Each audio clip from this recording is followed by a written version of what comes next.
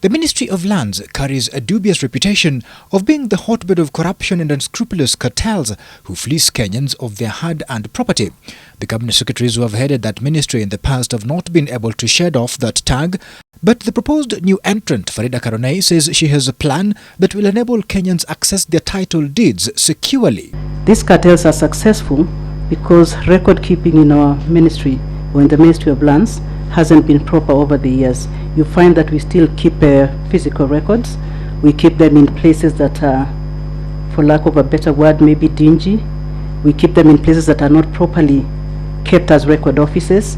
So they are easily available or accessible to third parties who obviously are not interested in transparent processes.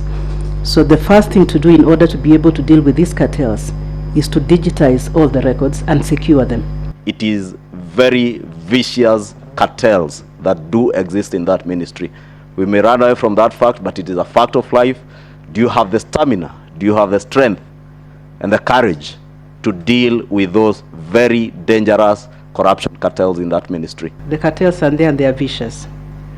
But I don't think we are going to give up because they are cartels. I think our aspiration as a nation is to have a country where things are done transparently, where things are done legally, where things are done within parameters that we have defined ourselves. Farida insists that her experience as a senior manager in the media will give her the expertise to manage all the affairs of the ministry. I believe that I would be working with a competent team of professionals. In difference, I don't have to be a physical planner, but I can provide the strategic direction for my physical planners to do their job. I don't have to be a surveyor. So my thinking and what I bring to this job is experience in management, managing teams, aligning resources, placing people where they are most productive, and providing the environment for them to succeed. The Chief Operating Officer of Royal Media Services says she will help the government communicate its successes effectively and will bring harmony between the ministry and the National Lands Commission. I think the challenge has been that the two institutions are focused on the few things that divide them at the expense of the many things that they can work in collaboration. So how I would deal with that problem is to first look at what is it that is making these organizations fight. Then what is it that we can work collaboratively together. Farida has also promised to realize the dream of enabling Kenyans access affordable housing by lowering the cost of construction and credit, enabling Kenyans purchase homes by paying the same amount they pay as rent. The last nominee of the day to be vetted was former Meru Governor Peter Munya, who has been chosen to be the Cabinet Secretary for East African Community and Northern Corridor Development. The governor had two affidavits filed against him, one saying that he belonged to two political parties, a claim he denied. The second affidavit against Munya claimed that he had not responded to financial queries that arose while he was the governor of Meru. He says that all of that is still before the Senate committee and he has not yet been found culpable of any wrongdoing. There is also the accusation that as chairman of the Council of Governors, he incited them not to appear before committees of parliament.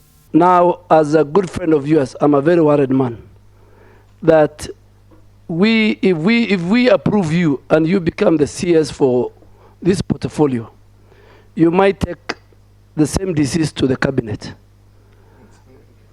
and tell the cabinet not to appear before the committee of this house. I will adhere to Article 125 and appear in the Senate and in the National Assembly whenever I'm called upon to do so.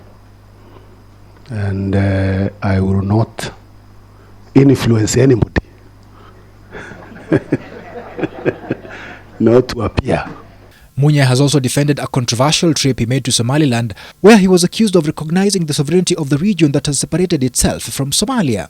I did not visit Somaliland as a diplomat representing the national government. I just visited as a citizen of this country, and I was going to check whether it is possible to access a market for a product that is very peculiar to Meru, that we are very proud of. The former governor says he will become more proactive when handling disputes between the East African countries, including those that have occurred recently and led to damage or confiscation of property along the borders.